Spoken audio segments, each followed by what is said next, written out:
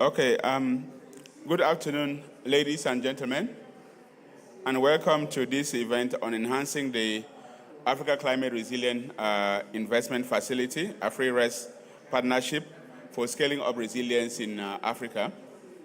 Well, thank you for coming.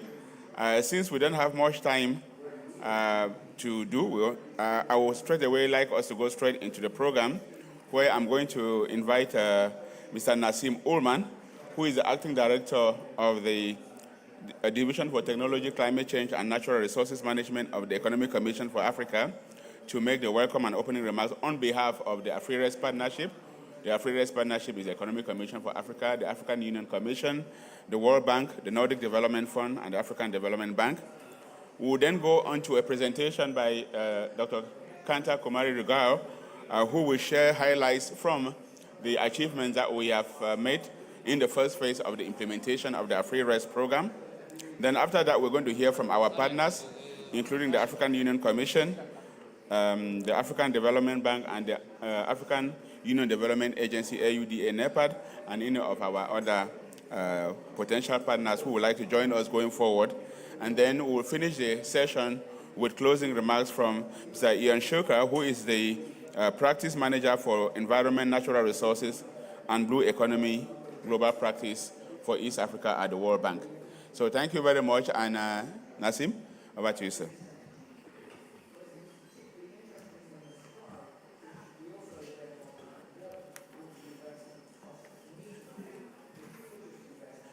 Good afternoon, everyone, distinguished participants, ladies and gentlemen. It's not always easy to start a meeting just after lunch, but I'm sure that the importance of the issue will help us to have a really very good conversation here. So welcome to this event on enhancing the Africa Climate Resilient Investment Facility, AFRIRES, partnership for scaling up resilience in Africa. Ladies and gentlemen, the first phase of AFRIRES has come to an end, and we are now embarking on the elaboration of a second phase to build on the experience and lessons learned from the first phase to scale up the program to support our member states and stakeholders to scale up resilience of investment in key sectors to close development gaps. The first global stocktake of the NDCs under the framework of the Paris Agreement shows that we are heading towards a 3 degrees warming world. This means a lot for Africa, which is already estimated to be losing on average 5% of GDP, based on the studies UNECA have conducted, with some countries diverting significant amount of up to 9, 10, and even 2-digit level percentage of their budget and planned to respond to these extreme weather events. Let me illustrate this with a concrete example. Last March, we had a cyclone in Malawi called Freddy. The rest of the world, they don't even heard about Freddy. Freddy had 650 million direct impact on Malawi, which is almost 4.8% of their GDP. This was the direct cost for Malawi. But more importantly, Freddy has affected their main dam that generates electricity for them, and they lost something like 45% of their capacity in terms of energy production. And they are still struggling till now, 8 months after that. They were able to increase their capacity by 5% on the efficiency side, but there are still 40% missing. So you can see how building resilient infrastructures is key in this world of beyond 2 or now 3 degrees. So definitely this is a key element for Africa. We have just 1 hour for this session, so I will not be very long to have more interesting conversation than opening this speech. But I would like really to thank the partners of the AFRIRES, the AUC, the World Bank, FDB, and the Nordic Development Fund for strong partnership that has been able to deliver the great results we will hear about from Kanta and from Linus. In particular, I would like to really thank the Nordic Development Fund, not only for the support, but for the vision. So, NDF was among the very few pushing for this idea, for the resilience, for the building of resilience infrastructures, and for committing, for engaging, putting 5 million euros for the first phase of AfriRes. So I really thank you very much to the NDF for that vision. Africa has a huge development gap to close in various sectors, such as agriculture, energy, water, transport, among others. So really, moving to phase 2 is critical. So it is very timely to do it now. And the example I gave of Malawi is really very speaking to that. So we need to have this facility like AfriRes to support our member states and stakeholders in general with the tools and capacities to integrate climate resilience in investment in key sectors. I will not list the achievement of phase 1. We have many of them on project, capacity building, trainings. So, but we definitely need to scale up. We need to accelerate and to increase, to really scale up to increase the impact. So we therefore look forward to more support and partnership to take the ambitious objective of AfriRes forward and to address increasing demand for support from member states and key stakeholders. So thank you very much, and we look forward to having enriched discussions and exchange of ideas on how we can take AfriRes forward. Thank you very much.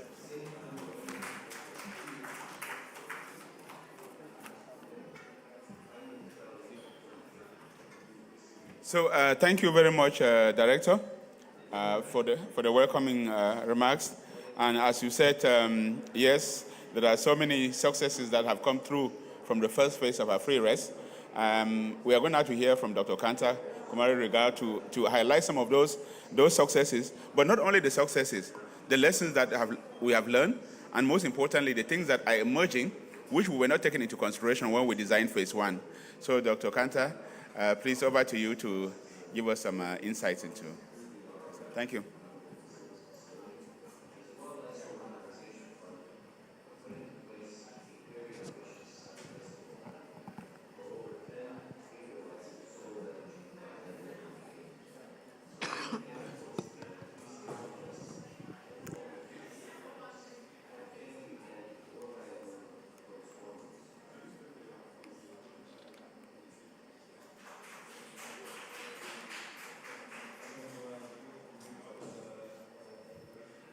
Linus, how do I get the slide? It's not moving.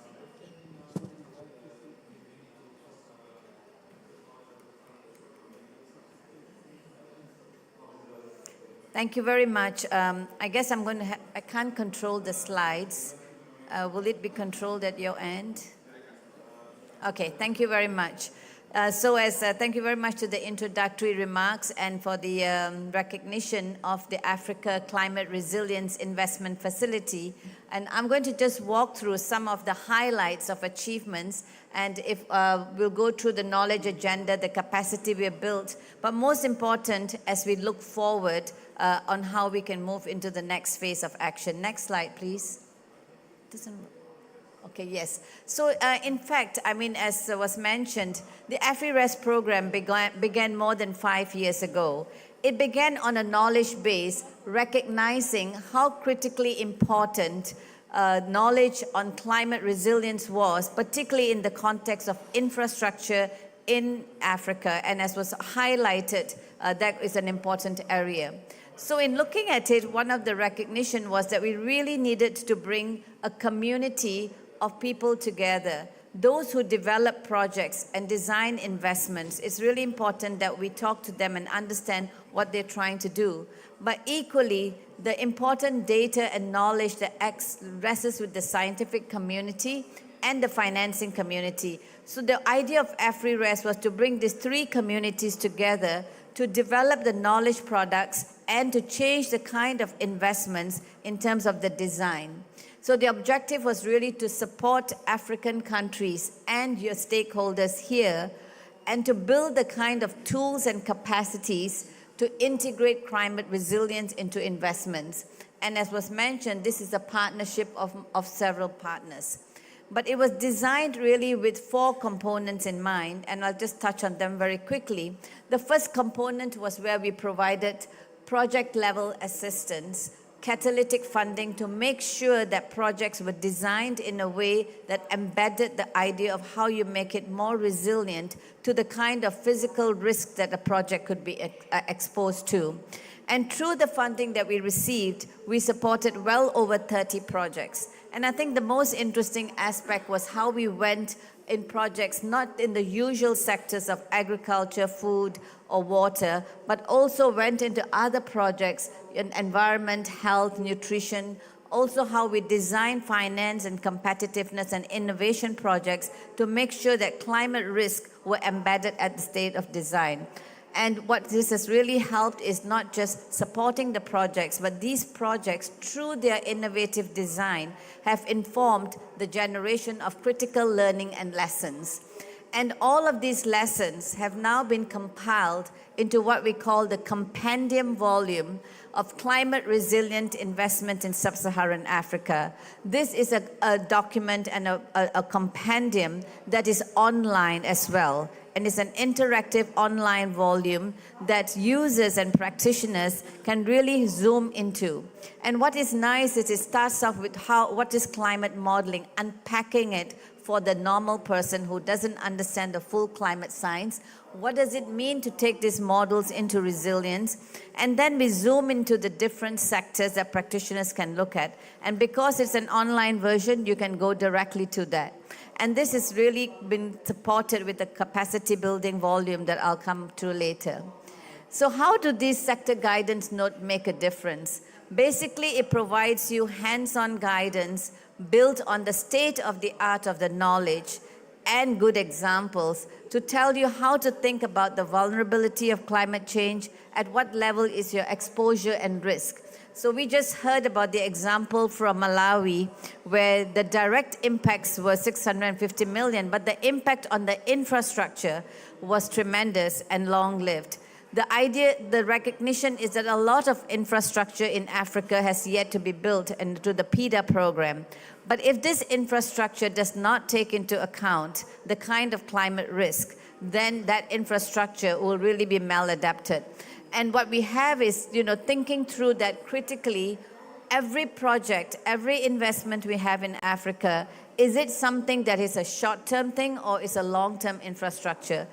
What is the kind of criticality of risk that the project or the investment is exposed to? So you can get an idea of whether you're on the top right-hand hand with high level of risk or you're the bottom, and then therefore the menu of options you deal with adaptation are different. And so really it takes you, and what we have developed then based on the sector guidance and the kind of investments is lessons notes for each of these sectors that have summarized the lessons that can serve as very useful basis for the design of new investments, for the design of learning, to make sure that we go forward in a climate resilient manner. And besides those sector guidance notes, we've also developed some very specific thematic studies focused on the health sector, focused on looking at how exposed our labor is when we talk about people being exposed, and what does it mean for agriculture, which is an outdoor activity. And most of all, we also developed for the first time a project in Malawi, Mapatanga, looking to embed climate resilience into hydropower sector guidance. And as we just heard, that is critically important. The other thing that we developed specifically under the AfriRest program was what we call the Resilience Booster Tool. I'm sure everybody of you has heard how important adaptation is, how we must make sure that a project is adapted and resilient. But when you begin to ask people, what is resilience? How do we make sure a project is resilient? it becomes very difficult to know that is your project really resilient. And what the AfriRest did is we worked very closely building on foundational work done in other places. And resilience, we unpacked it into 9 attributes. 9 attributes that not every project has to have every attribute, but you can have a selection. These attributes range from robustness. Is your infrastructure robust enough to encounter the next flood or the next extreme event? Is there a kind of learning built into the project design as adaptive learning? Do you have a sense of looking at redundancy? So if you built a road and it's going to be inundated by a flood, have you thought about what are the other aspects to make sure that the service deliveries are not affected? Is there sufficient redundancy in the system? Is there diversity? Have you built it where you have really brought in flexibility and inclusion of communities into it? So through these 9 attributes, which can be applied through a hands-on tool that is available at this website, every project manager or project design person can walk through the tool in about 20 minutes and see how they can make sure that their project has considered not a general form of resilience, but resilience through these attributes, and really make sure that your project can be then qualitatively tracked for increased resilience. And we're talking about this because we've looked at 18 projects under the AfriRest that applied this resilience booster tool and were able to make sure that their design of their project was more resilient to the climate risk over space and time. So earlier on, I mentioned that we've developed all these knowledge products. But developing knowledge products is just one part. The important part of AfriRest, which we work with UNECA, is making sure that the training for this is deployed to stakeholders across the world. So we are now working to organize, and we already have a platform, to organize this training in a way that is not just a one-off training that people go to, but they're able to go to this systematic set of the modules and really become capacitated in understanding it in an introductory fashion through the specialized modules and then into communication and finance. And we do this training could be done at the policy level as well as at the practitioner level. And these trainings have been already started to be deployed through UNECA. And I won't go into this side, but it tells you how many people have been already trained, and that there is a demand for products in French, which is critically important. A lot of them are currently in English. But what I think is also emerging is that we also probably need to do a training of trainers. And this training has been done both online and face-to-face. Then the last part of it is knowledge, data sets. Everybody is talking about climate models and looking at different scenarios, and there's a lot of information out there. But the information is often in very technical websites that a general user does not even know where to begin. So through this component, what we've developed is a gateway to all of the other knowledge hubs, but will help you to understand where you need to go for the tailored kind of information that a practitioner could use. AfriRest, right from the outset, has been trying to build the partnerships and leverage crowd support from public and private sectors. So we've always held an annual conference, at least one or in 18 months, which is called the Africa Climate Resilience Investment Summit. And we've had 5 of those. Even through COVID, we had an online version. And essentially, it brings together all the practitioners for the knowledge and exchange, and to really understand and learn from each other what the needs are and what the demand of the supply is. And we hope to have the next ACRIS workshop around March of 2024, hopefully in Rwanda. So while that we have done all that achievements and learning and results and mobilization, is the work done? The clear answer is no. The needs are much higher. And through this process, we've already heard about the growing demand. I mean, everywhere we hear, adaptation has to be prioritized. It has to be prioritized, particularly in Africa. So we believe that having developed the knowledge, tools, and the training is really important to move into the next step to make sure we deepen and do the training at full force. But there has also been some areas that have emerged as new demands that we need to bring into the knowledge exchange and the awareness raising. This is on climate change and education. Trade. What do trade policies mean for the resource management, whether it's the water, whether it's the forest, and sort of, especially when you have policies due to climate change. For example, the EU deforestation policy has consequences all the way down. Similarly, there's a very strong interest to have a finance module, and we will plan to do that under phase 2. So basically, we see AfriRes as unfinished business, and because of the demand for dedicated resilience and knowledge capacity. So looking forward, we really see a 3-part strategy. The first is to, really get our reach wider and deeper with the knowledge products that we have, but then to also add the additional modules. And then have this training program developed as a real modular training that could have a certification process associated with it to show that somebody has really got the right kind of skill sets and knowledge, and they are able to mobilize it and to get some trainers going. And then the third is to really broaden the partnership. We are very grateful that we've had the support of the NDF and, of course, the partnership of the African Union, UNECA, the World Bank, and African Development Bank. But the needs are so large that as we go into phase 2, we really hope that we can broaden that partnership. Thank you both very much, and of course, to UNECA as our partners in this.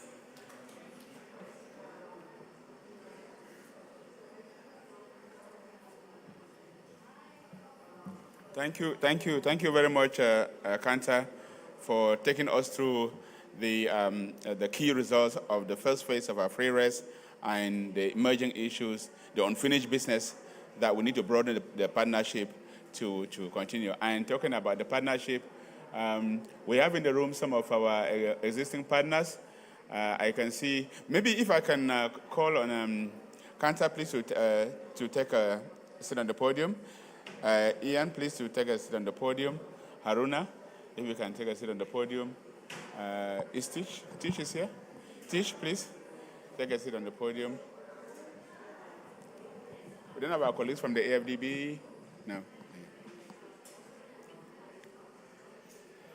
So Haruna here is actually the let me put it this way, one of the dinosaurs of the AfriRes initiative. He was one of the, AfriRes came from the work that the World Bank and the Economic Commission for Africa did on enhancing the climate resilience of Africa's infrastructure, ECRI work. And Haruna was at the African Climate Policy Center at the time, and he was part of the team that really catalyzed this going forward. So Haruna is here from the African Union Commission. We'll be asking Haruna to give some reflections from where we're coming from and where he sees AfriRes going, particularly from the perspective of the African Union Commission. We have my brother Tish here from the African Union Development Agency. They are in charge of, with the African Union Commission, on implementing the Program for Infrastructure Development in Africa, the PIDA, and they decided that they need to integrate climate resilience into PIDA Phase 2. And this is a very important thing because, one of the things that AfriRes is really good at doing is to say that if we say, you heard from Nassim in the beginning, that Africa is the continent that is actually being impacted the most by climate change, at the same time that Africa has got huge infrastructure gaps to close. So that means we are telling a story, or we could be telling a story that frightens the investor, right? Because if you have the money, you want to come and invest to close this huge infrastructure gap on the continent, but then climate change is likely to render the infrastructure not working, causing damage, then you'll be scared. So AfriRes is actually the thing that then makes you to say, no, we can integrate climate resilience into that investment before the investment comes so that it can perform in today's and tomorrow's climate. Therefore, what AUDA is doing is actually this spot on so that we can build the investment confidence and harness the resilience dividend, which is the main value proposition of AfriRest. So that is very important. So I would like now to call on Haruna to please share with us your perspectives. As I said, you are one of the dinosaurs of the initiative. You were there at the childbirth, and now the child is growing, and we'll soon get married maybe, so you can help us, give us some perspectives. Then after that, I would like to call on Tish to go through some of the things that we've done, and then see how, from the perspective of AUDA NEPAD, how you see AfriRest supporting going forward. And then before, when we finish, hopefully we'll have our colleagues from the bank coming, and then after that, we'll ask our practice manager, Ian, to sum it up for us as we close. So, Aruna, no, you can talk from there, yeah. No, you can talk from there. Yeah. Hello, can you hear me? Yeah, let's go. Hello, can you hear me? Hello? I like to go the traditional way, yeah? Hello? Yes. Yeah. Hello, good afternoon, everyone. My name is Haruna. I'm from the AUC. And thank you very much, Linus, for that introduction. For me, the AfriRest, I would like to start from where we started, right? I think from where we started, I think was it 2012, 2013? We've come a long way with the AfriRest. And of course, it's, as Kant already pointed out, I think it started from this call for adaptation. That at that time, the word climate resilience wasn't really that well known, actually. So I think the AfriRest itself was the one that first started doing these studies on climate resilience on the continent. So initially, I think one of the first reports there was enhancing climate resilience of Africa's infrastructure. And I believe that we focused mainly on Africa's priorities, looking at the PIDA program. So we had the energy projects within the PIDA program, which is supposed to be like 54 gigawatts of hydropower. We're looking at how, what will be the cost of action and what will be the cost of inaction. So I think those initial studies and the initial days of the AfriRest, what it has done, it has brought about the, it has called the attention of stakeholders to the need for that climate resilience. But I think the question still remained at that time on, okay, how do we build that resilience? I think, Kanta already mentioned that earlier. So I think in terms of the progress that's been done, I think we've already done this capacity building and training last year. Over 60 participants, I think, have been trained on that. Looking at the knowledge portal as well, something has been set up where there's some data and some tools for stakeholders to use. So for me, I think my discussion with the AfriRest, I think a lot of people are aware of this, the AfriRest itself. The need for that climate resilience is there. The importance of climate resilience, I think, has already been pointed out through this program. But the question is, moving forward, now, what do we do next? And I think Kant has already mentioned those things about the increasing that knowledge products, increasing the training. But coming from the African Union side at the moment, I think one of the key things that we need to really do is how do we convince our stakeholders, especially the political stakeholders, on that need for resilience. Because most of the times when we review some of our projects within the PIDA and some of the infrastructure projects we're doing, the last thing the project developers or especially the ministers want to hear is climate, right? So the question is, how do we really convince them through the AfriRest on the need for that climate resilience? And I think one way to go is to continue let's expand those studies to the PIDA-PAP2, which has already started. And this time around, we need to come up with real figures about how much will it cost to really enhance specific projects. So that's the only way we can now disseminate that information to the stakeholders. And I think normally it would be like 3% of the total cost. And then if you look at PIDA-PAP2, you're talking about $160 billion of investment required in 10 years. If you do 3% of that, that means you're talking about $4.8 billion of investment. So that's really very small compared to what is needed within that. For implementing the PIDA-PAP2. So for me, I think we should have one critical issue is that I think we need to move fast. We should have moved fast to do these calculations before even adopting the PIDA-PAP2, so that these are all integrated into the projects. Number two, I think one crucial thing that we need to do, and I think Kanta already made a mention of that, is that partnerships. So the question is, at the moment, I think just 2 days ago, I think the AGIA was, the AGIA was launched last year. They mobilized money. So AGIA is doing some of the components just like AfriRes. So the question is, how well do we partner with such initiatives? You have the AGIA, you have the NEPAD IPPF, for example. That's where the projects are being developed with bankability. So how well are we communicating with these initiatives? I think we can move forward much faster if we collaborate further or expand our partnerships. So let me just not take too much time and then, wait for the next. No, thank you. Thank you very much, Haruna, and thank you for all the efforts that you personally put and that you also put as part of AUC into this process. It's really wonderful. You mentioned about the cost, right? How much will it cost? And I think that is extremely important. So, what do we see here at this COP28? What was the major thing that happened at the beginning of COP28? Anybody? Yeah, but what was the major thing that happened at COP28 that everybody? Very good. So the loss and damage fund, right? And how much has been pledged? How much has been pledged so far? About 600 million, whatever, right? And Haruna was talking about billions. Okay. So, but it's not to say that that is not good money. It is important money. Because the loss and damage is not only about paying for actual loss that has happened. It is even more important about preventing the loss that would otherwise happen. And this is what AfriRes can help to do, right? That if you can integrate the risk, how you manage them, into the investment going forward, you avoid the losses.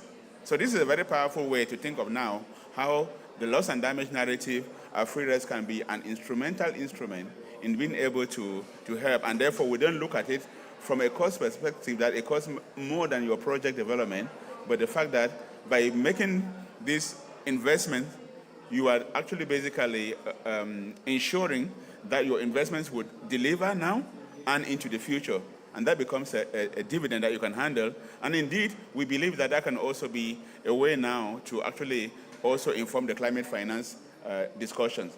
Because if I'm going to say, I need this amount of money to put into these investments, into these sectors, so that they can become resilient, then maybe that can become part of climate finance, part of loss and damage. So there's a big agenda that we can see going forward with how AfriRes can support this big agenda. And talking about big projects, the Program for Infrastructure Development, I also mentioned AUD-ANEP, PIDA program by the African Union Commission and African Union Development Agency. It's extremely important. This is what is going to change the continent, but we have to ensure that the investments will be resilient. So, Tish, we have been working with AUD-ANEP on this. Can you share with us your perspectives on how you see AfriRes being an integral part and support mechanism for the implementation of PIDA and being able to support the flow of private sector investment, especially because we don't have enough money in the public sector to put into this infrastructure. And private sector would only go where they have confidence that the money will have a return. So can you share with us some of your perspectives as how you see AUD please going forward with AfriRes? Thank you. Over. No, thank you, Linus, and thank you also to the previous presenters, especially my brother here, Aruna. So under the Program for Infrastructure Development in Africa, which was the second phase of which was approved in 2021, our principles have made it mandatory that as we are developing PIDA projects, we should mainstream climate resilience in all of the PIDA infrastructure projects. So this is one thing that is very critical for us. And yesterday I was in a meeting where we were discussing one of the PIDA projects, and the permanent secretary in that meeting stated that they wanted to make sure that in the preparation of that project, the climate resilience is mainstreamed in the project. And that is a $4 billion project. So yes, indeed, we have benefited immensely from the knowledge projects that were produced in this phase of the AfriRes program. We also were part of the partners that benefited from the trainings that were conducted. The last one which was done in Cape Town. And I think now that the foundation has been laid, the knowledge products have been created, the capacity has been built in some of the key institutions that are responsible for the preparation of the priority projects on the continent. In the second phase, what we have recommended is that now as we are preparing these projects, we need to start making sure that climate resilience is mainstreamed in the design and the financing structure of these projects. So what we would recommend, what we have recommended for the AUDA is that in addition to the three components that were displayed, I think there's need for us to then have funds for project preparation so that these projects can then easily access these resources for project preparation. And then once we mainstream climate resilience in the design and the project preparation stage, the next stage now is for us to then make sure that we can access that extra bit, 5% of investment that is required to make the infrastructure resilient from the green climate finance. Because as you would appreciate, the infrastructure gap that we have is huge. We need to broaden the capital base, bring in the private sector. And if we are going to prepare these projects as public-private partnerships, someone has to take that tab for making sure that the infrastructure is designed in a climate resilient way. So we really need to make sure that in the preparation that is done, is taken into consideration, and then in the mobilization of resources, we then are able to tap into the green climate funds that are available. The second thing that we've also observed is that all of these extreme weather events are occurring with increasing frequency on the continent, especially in the East Coast. The director mentioned Cyclone Freddy. Before that, we had Cyclone Idai, which affected Malawi, Zambia, Zimbabwe, and Mozambique. And these countries are still struggling to recover from that. And we also need then to work with them to make sure that they are able to quickly recover and to be able to, so that their economies are not affected by these extreme weather events. So which means that the loss and damage funds will become very important. So in addition to resilience, we also then need to work with the member states to find ways of making sure that they are able to recover and quickly recover from these extreme weather events that are occurring. So thank you, Linus. No, thank you. Thank you very much, Tish. It's really good to see that an idea that came about from a study that was looking at our infrastructure is coming back into our infrastructure. Because, in fact, let me use this opportunity to give a shout out. I know the director appreciated the Nordic Development Fund earlier, and we really appreciate the support, but in particular, Mr. Åge Jorgensen, who was and is the project manager for this. When the study that Haruna they started on enhancing the climate resilience for Africa's infrastructure, the ECRI project, it showed that the modeling showed that water basins like the Zambezi could lose up to 60% of the hydropower production potential. This was in 2012-13. In 2015-16, the El Nino happened, right? And that El Nino, as you all know, the Kariba Dam that this modeling was referring to almost dried out completely. So it was not even 60%. It was 100%, right? Almost 100%. That potential could have been lost due to that. So I think it is extremely important that, as you say, we have the facility through AfriRest to be able to support these big PIDA programs to integrate, because there are a lot of hydro programs in the PIDA projects, right? And what the ECRI studies showed was that while some water basins might be drying, some are actually getting more wet, right? So it is again important, because if you're designing hydro in these water basins, you then have to know whether you'll be drying. But then I think towards the beginning of the year, you talked about the Continental Master Plan in terms of power, right? So now, if you're going to build a Continental Master Plan, you also need to see how resilient will the system be. Because at one time, you might be having floods in East Africa, you might be having droughts in Eastern Africa and floods in Southern Africa, and how do you then balance your power system? So I think what you're saying about being able to have a facility like this support PIDA is extremely important, and we look forward to working with you in AUDA and AUC going forward, and other partners about how we make this happen. So thank you very much for that. Is that Engineer Kalis? Kalis is in the room? Yes. So we were talking about dinosaurs in code of the system. Engineer Callis was one of the very first people who helped us in this process. So I would, if you would like to say something, Callis, or you just want to make a comment about AfriRes, you were there during the ECRI work. You made lots of contributions in the studies. So I don't know if you would like to say. I'm not putting you under pressure. You don't have to, but if I just wanted to be sure that if you want to say something, you have the opportunity. You want to say something, or you just want to? Okay, where's the mic?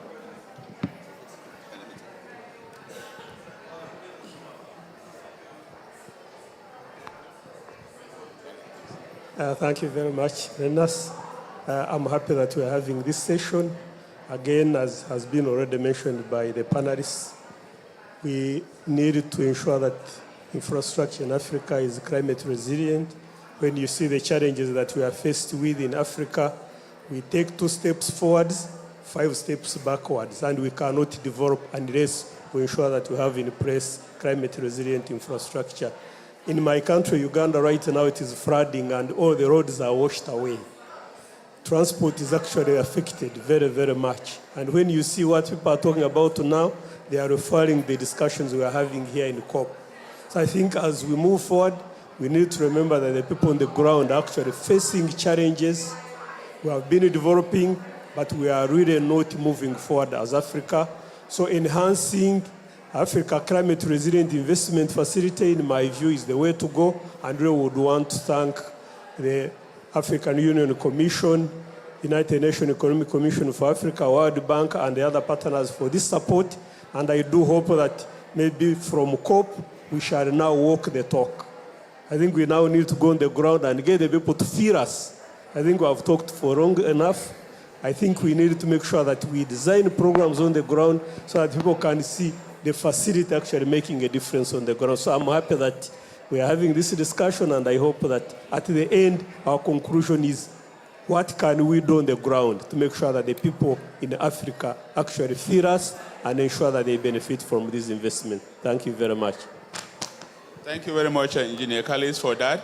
And one more, ladies and gentlemen, I want to ask Dr. Andre Kamga, who is the Director General of the Africa Center for Meteorological Applications, which is also a child of the ECA.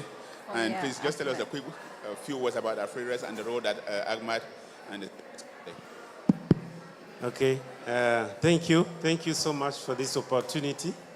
Yeah, so as you see, resilience, infrastructure resilience is at the heart of our climate change activities. And we have been working with the ECA in the process of cataloging what are the products, the climate products, that can be considered as useful for resilience. One of the major ones has been the return period of extreme rainfall event. So there is a side event just after this one, where we will show you examples of return periods for heavy rainfall in our cities that are usually needed to design infrastructure. But we have not yet worked on the projections of those return periods.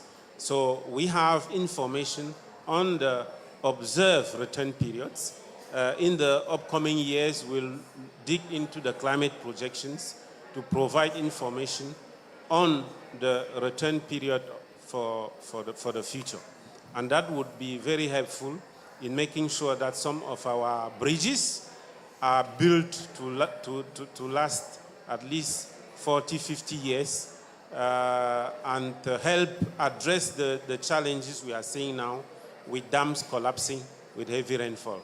The case of Libya recently is a clear example on which we would like to work with all of you to build back better with infrastructure that are resilient, in the sense that we use these indicators, climate indicators, in the design. Thank you. Fantastic. Thank you very much, Director Andre. So, ladies and gentlemen, Engineer Callis talked about roads in Uganda being flooded, and Andre has talked about the importance of having return periods to predict and make sure that if bridges that are designed to last 50 years, at least last 50 years or more. So Kanta mentioned about one of the emerging issues is trade, right? We have the Africa Continental Free Trade coming, and with the Africa Continental Free Trade coming, if the roads are not working, they're washed away, how are the goods going to move around? So it is really important that we are able to take this agenda very seriously. So ladies and gentlemen, thank you very much now. I want to now go to Practice Manager Ian for the closing remarks as we come to the close of this session. But if before Ian speaks, if anybody has a burning question to ask or clarify, okay. My boss, my two bosses sitting together. Thank you very much, Linus, and congratulations to all the partners. No, a quick question is that I think from already some of the events I've attended at COP, it's very clear that investment depends on the sound policy. And I think that's the crux of what AfriRes delivers. But I'd be interested to hear of how we navigate this challenge of regional approaches, for example, through PIDA, but where we still need to have policies at national level. And I know maybe a few people might have some thoughts on that. But I think we need to focus on delivering that, and I'm interested to hear of some of the ways that we can do so. No, that's a very good question, JP. And I think it's right timely because Ian is closing now, so Ian can actually very well put that into perspective as you make your closing remarks, yeah? Fantastic. Over to you, sir. You want to give the mic?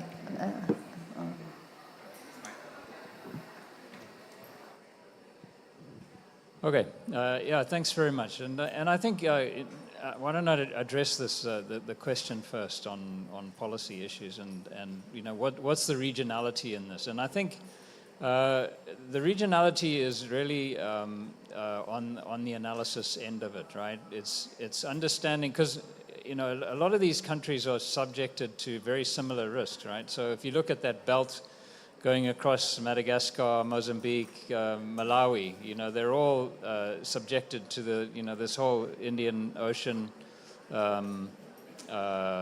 know, weather pattern, right? That seems to be developing, where it's heating up and delivering much bigger, much more damaging cyclones into the, you know, into the region. And I'm sure the same is true for West Africa, where different challenges, you know, in terms of coastal sea level rise and subsidence and things like that. So, I think that's one area where I think regionality is important, right?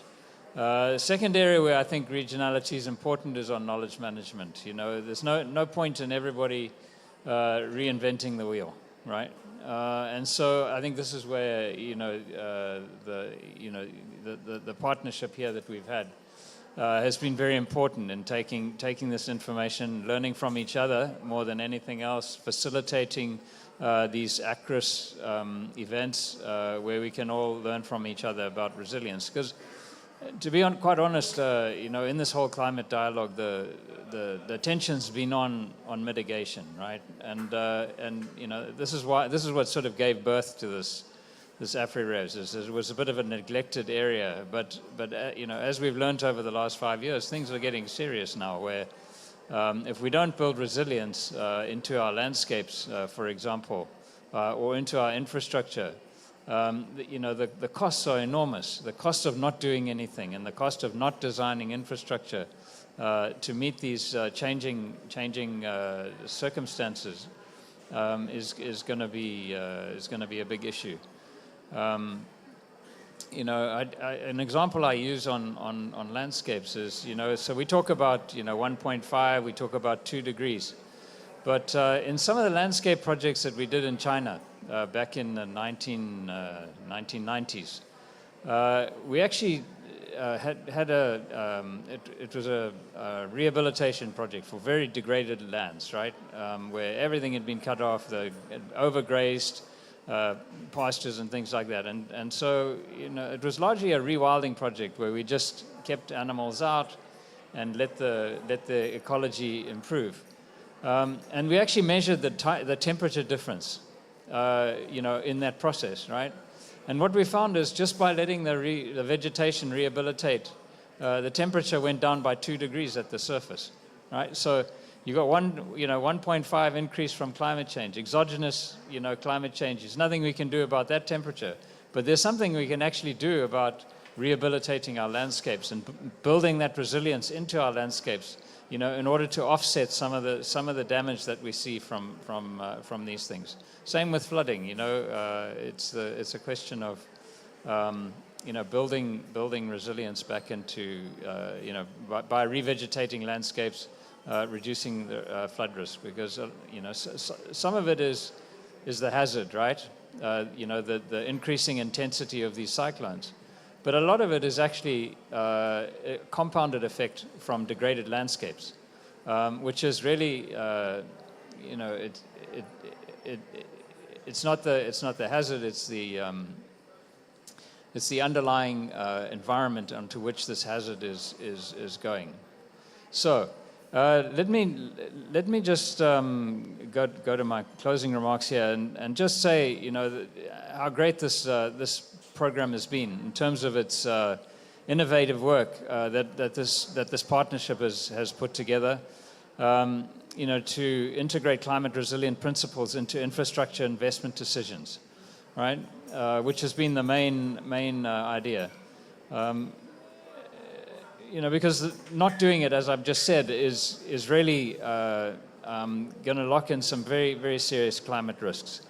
And so over the last 5 years, the Africa Climate Resilient Investment Facility has grown into a respected program that it is today because of the facility's foresight with leadership and financing from NDF and AfriRes.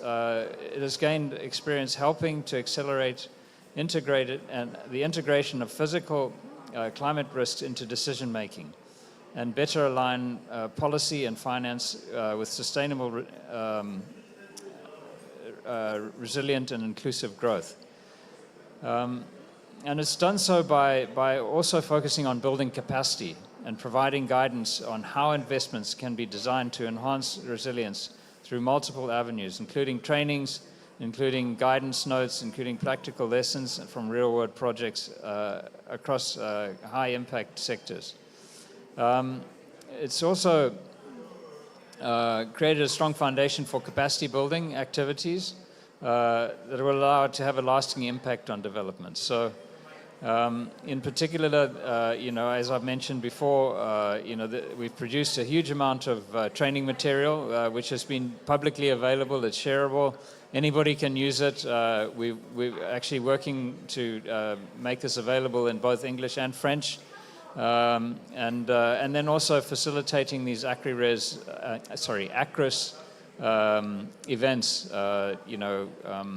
to share knowledge between practitioners. And it's one thing, coming up with papers and things like that. It's another thing doing it, right? And so it's very, very important to share that practical knowledge of how to actually do the how part of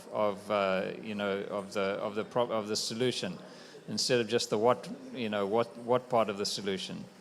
So it's been there's a real opportunity now, I think, going forward to widen the AfriRes partnership for effective and timely targeted action, to embed resilience through well-capacitated practitioners in Africa, and especially in view of the growing urgency and the call for shared action on climate resilience, especially in the African continent. We look forward to examining and expanding the partnership and getting widespread support to sustain ongoing efforts with AfriRes. And just to finish up, I'd like to thank UNECA, African Union Commission, and most importantly the Nordic Development Fund for their really reliable support. And I look forward to working with all of you going forward. So thank you very much. Thank you very much, Ian, and thank you all the speakers. Thank you, Kanta, for the presentations. Thank you, Nassim, for the welcome. Thank you, Maruna, for the perspectives. Tish, for the perspectives. Thank you, Engineer Callis, Andre, and thank you all, ladies and gentlemen, for having been here. So we look forward to all working together to go to the next phase of AfriRes. And I want to ask you to join me to thank our speakers again one more time. Thank you.